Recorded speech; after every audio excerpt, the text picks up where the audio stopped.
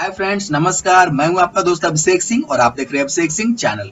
Friends, आज के tutorial में हम लोग जानेंगे कि लेयर फार्मिंग में कौन सी ऐसी बारीकियां है, कब अंडा देना स्टार्ट करती है मुर्गियां, कब अंडा देना बंद करती है, उनका साइज कब इंक्रीज करता है, कब डिक्रीज करता है, उनका फीड कैसा होना चाहिए। ये सारी जो तमाम जानकारियां है जो आपको मतलब कि कंफ्यूज कर सकता है, वैसे जानकारियों को मैं इसमें क्लियर करने वाला हूं। क्योंकि आप लोग को मैं बता देता हूं कि आप लोग अगर चाहते हैं कि अच्छा प्रोडक्शन हो तो ये सिंपल सी बात है कि उसका फीड का क्वालिटी होना चाहिए, वो बिल्कुल अच्छा होना चाहिए।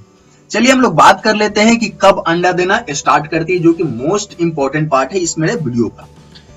मैं आपको बता देता हूं कि जब 20 सप्ताह के जो मुर्गियां हमारी हो जाती है तब वो 5% मुर्गियां, सारी मुर्गियां नहीं, लगभग 5 से 6% मुर्गियां अंडा देना स्टार्ट कर देती है।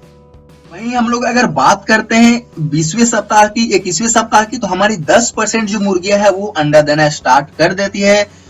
और 25 से 30 के बीच में, 30 तक पहुंचते पहुंचते हमारी जो सारी मुर्गियां है जिनको अंडा देना होता है वो सारी हमारी जो मुर्गियां वो अंडा देना स्टार्ट कर देती है।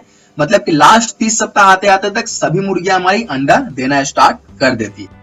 हम लोग कुछ बारीकियों को समझ लेते हैं। हमारी मुर्गियां जो है वो काफी लंबा समय तक अंडा देती है और उसके बाद में वो अचानक अंडा देना बंद कर देती है। तो ये बिल्कुल नॉर्मल है, इसमें कोई दिक्कत लेने की बात नहीं है। लेकिन आपको मैं बताना चाहूंगा उसके बाद भी कुछ अंडे आपको मिलेंगे, धीरे धीरे करके वो घटाते जाती है अंडा की संख्या, लेकिन आपको अंडा मिलते रहेगा। कुछ दिन स्टॉप करेगी, फिर उसके बाद में चालू हो जाएगा, लेकिन आपको पहले जैसा। फ्रेंड्स, वैसे तो मुर्गियों के बढ़ने का जो आखिरी सप्ताह है वो 40 रखा जाता है आमतौर पे, मतलब कि 40 सप्ताह तक आपकी मुर्गियां जो बढ़ते रहती है। लेकिन अंडे का साइज और मुर्गियों का साइज हम लोग मैक्सिमम लेके चले तो 50 सप्ताह तक बढ़ते रहता है। उसके बाद वो बढ़ना बंद कर देते हैं, मतलब कि मैच्योर हो जाती है और उतना तक रुक जाता है। फ्रेंड्स, अब बारी हम लोग को ये जान लेने की कि उनका फीड कैसा होना चाहिए, क्या क्या उसमें होने चाहिए और कब कब हम लोग को देना है और कितना मात्रा में देना है। मैं आपको पहले तो बताना चाहूंगा कि उनका जब चूजा रहेंगे तो उनको 2 सप्ताह तक कैल्शियम का जो मात्रा है काफी अच्छा खासा देना है, ताकि उनका जो पैर का स्ट्रेंथ है, जितना उनकी हड्डियां है वो मजबूत हो जाए और वो लंगड़ा वगैरह होने की उनकी शिकायत जो है वो शुरू में ही दूर हो जाए।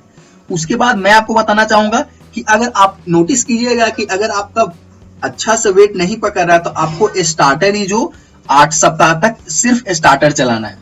उसके बाद में आपको क्या करना है कि फिर 18 वीक तक आपको। एक बात मैं और बता देना चाहता हूँ जो कि बहुत ही महत्वपूर्ण है लेयर फार्मिंग के लिए, कि जब वो अंडा देती है, अंडा देने के लिए उनको पाला जाता है, जब वो अंडा देना स्टार्ट करती है उस समय आपको फूड का जो क्वांटिटी है उसको बिल्कुल बढ़ा देना चाहिए, क्योंकि उनको उस समय ज्यादा फीड की आवश्यकता होती है। तो आप अपने तरीके से उस फीड को बढ़ा सकते हैं और उसको घटाना नहीं है। जब तक वो अंडा देती है तब तक उनको घटाना नहीं है, भले उनका वेट बढ़े या फिर कुछ भी हो, लेकिन उनको फीड की क्वांटिटी घटाना नहीं है, ताकि वो अच्छे से अंडा देते रहे। उस समय उनको फीड की आवश्यकता थोड़ा ज्यादा पड़ती है इसलिए। और मैं बता देता हूं कि लेयर के लिए अलग से फीड आती है, तो आपको टेंशन लेने की जरूरत नहीं है। लेयर फार्मिंग के लिए अलग से फीड आती है, तो आप लेयर फार्मिंग के फीड का ही इस्तेमाल करें, ताकि आपका ग्रोथ में कोई अंतर ना पड़े और आप अच्छे से मुनाफा इसका कमा ले। अगर बात करें ड्रिंकिंग वाटर की, तो लेयर को साफ सुथरा और सुरक्षित पीने का पानी जो है वो बिल्कुल मुहैया कराना चाहिए, क्योंकि इससे जो है वो डिजीज को एक तो कंट्रोल करने में आपको मदद मिलेगी और दूसरा जो ग्रोथ होगा, जो अंडे का क्वांटिटी होगा, क्वालिटी होगा, उसमें भी फर्क पड़ेगा। तो आपको ये श्योर करना होगा कि साफ पानी ही मुर्गियों को दी जाए। चलिए लास्ट में मैं बता देता हूँ कि फूड सप्लीमेंट कौन कौन सा आप यूज कर सकते हैं। तो मैं बताना चाहूंगा कैल्शियम हो गया, फास्फोरस हो गया, विटामिन हो गया, अमीनो एसिड हो गया, ये सब आपको जो है वो मिनरल सबस्टांस है और उनको फूड में मिला करके आप बिल्कुल उसको दे सकते हैं। तो मैं ये जानकारी आप ले करके आप एक अच्छा लेयर फार्मर बन सकते हैं। तो बिल्कुल सही ध्यान देना है, उनके खाने का ध्यान देना है, उनके मतलब कि पीने का पानी का ध्यान देना है, उनको वैक्सीनेशन सही तरीके से करना है, उनका जो चोंच का जो कटाई होता है, लिप ट्रिमिंग होता है, उसको सही ढंग से करना है। लिप ट्रिम पे मैंने एक लंबा चौड़ा वीडियो कल पूरा प्रोसेस पे बना दिया है, तो आप अगर नहीं देखे तो उसको जाकर के देख सकते हैं। लेयर फार्मिंग का ब्रूडिंग कैसा करते हैं, ब्रूडिंग कैसा होना चाहिए उनका, ये मैं आपको अगले वीडियो में बताऊंगा कि उनका ब्रूडिंग पीरियड कितना दिन तक रहता है और उनको कैसे करना चाहिए।